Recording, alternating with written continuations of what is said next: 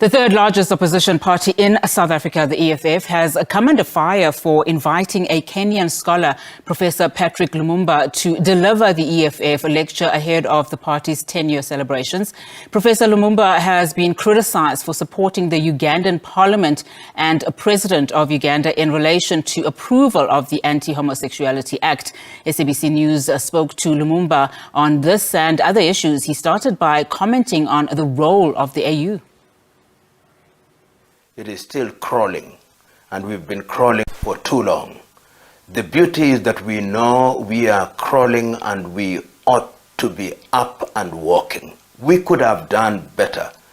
The Organization of African Unity, created in 1963, had a clear mandate, at least in those early days, of ensuring that countries regained their political independence. When the organization transited to the AU, one would have wanted to see a greater pace in all sectors: political stability, education, agriculture, health, trade, and unity. But that is not happening as fast as we want it to happen. And we are not impatient. We are saying that others have done it and we ought to do it, and the sooner we do it, the safer we are. So in a nutshell, the OAU is punching below her weight. Looking at the current crisis on the continent, the war in Sudan, the DRC, which is part of the Great Lakes, you look at what's happening in Mozambique, Cabo Delgado, ahead of Zim elections or elections in Zimbabwe. There are issues that are related to peace and security. Where did we go wrong? There was hope that we will reduce the coups. You look at the West Africa in particular right now. It is true that we are doing very badly. Remember, the year 2021 was declared by the African Union as the year of silencing of the guns. And this was made on the realization that if we don't silence the guns, then all the things we are talking about, including Agenda 2063, Africa Continental Free Trade Area, will not be realized. And the tragedy is that we find ourselves in a situation where the guns are even louder. And this is attributable to poor political leadership.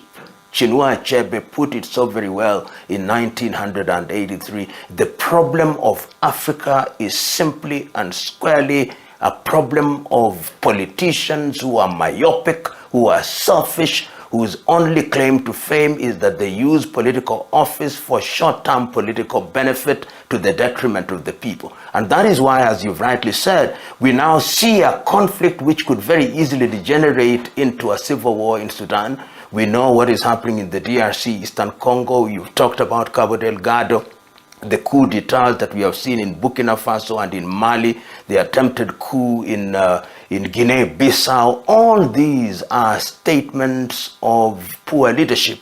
And as the wise say, rebellion and coups are the language of the people who are not heard.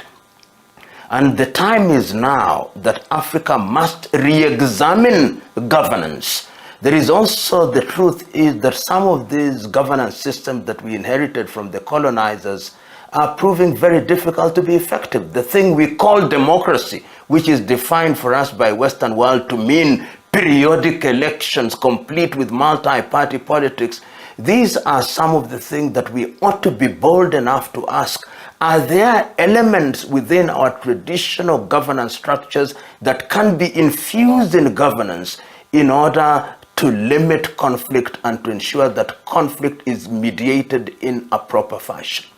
Looking at other issues like your challenges facing the ordinary people, there's also some concerns in terms of how leaders are conducting themselves. I mean, an example of the president of Uganda, who has been in power for quite a long time, the recent law that was passed by that parliament. Many people say this is a violation of the human rights. On that one, I agree with the President. It's not about President Museveni. I personally have supported President Museveni on that bill. And this is a point, this is an issue on which we'll have different opinions. The regime of rights which we are being asked to follow is a regime of rights that was imposed by the Western world in 1948, the Universal Declaration of Human Rights. When the Universal Declaration of Human Rights was being initiated in Paris, no African country was independent. And at that time, they say the civil and political rights were the most important.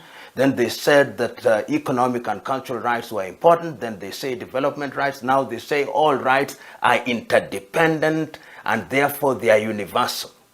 But we must ask ourselves the fundamental question: don't we have rights that are uniquely African? And on the question of this idea of being told periodically by the Western world that these are the rights that we must deal with, it is incumbent upon us to come out very clearly. When the white man came here and imposed laws on us, whether it's the common law or the Dutch Roman law, they told us at that time that there is something called sex against the order of nature. Has nature changed? So we must be very slow to personalize laws. We must be very slow. And these arguments that they bring about bills relating to LGBTQ, they'll never say them to the Arabs. They'll never go to Kuwait. They'll never go to Bahrain. They'll never go to Brunei. They'll never go to Saudi Arabia. They'll never go to Indonesia to tell them. It is Africans who they think are tails to be wagged. So on this issue, the government of the Uganda and the people of Uganda, I am with them 100%. There is no freedom outside of the law. How do you balance the decision or right to choose? Choose what? The choice must be limited according to the mores of a different community. And in any event, should we be talking about LGBTQ when we have no food on the table? And the danger, including with you journalists, is that now when you interview people, you have your own position that you want to impose on us. We refuse. We know. In the United Nations Human Rights Council. But the United Nations Human Rights Council, is it some god? Is it not a body that is composed of human beings who have created a body where some are permanent members and some are not permanent members? Remember, in matters of morality, numbers don't matter.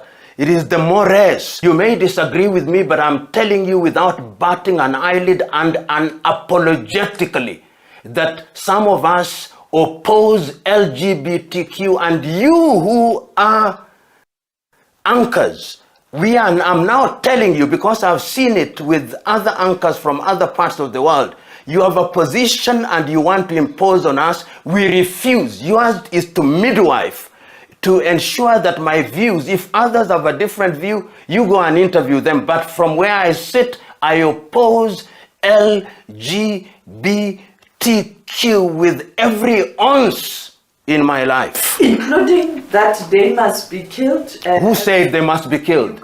No, there is nobody who has said that they must. I want you to read the law. They have not said that. Nobody has said that. Finally, I'm looking forward to deliver the lecture. I know you don't want to get into the content of the letter, but there's also people in South Africa who are saying, because the EFF took a stand and called President Museveni not to sign this homosexuality bill into law, how can they invite you? You know, it is tragic that we are living in a world where there is a competition of ideas. And then you are telling people, only invite people who think like you think. I find that intellectually insulting. I know many people, many friends with whom I do not share views on many things. But when we disagree in an agreeable manner. If you are inviting people, you want to associate with people who think the way you are, then that is the unanimity of the grave and the graveyard on the cemetery, and that is unfortunate. Democracy is a competition of ideas, and I don't impose your ideas on you, and you don't impose your ideas on me. Those who think like that really are people who defy definition.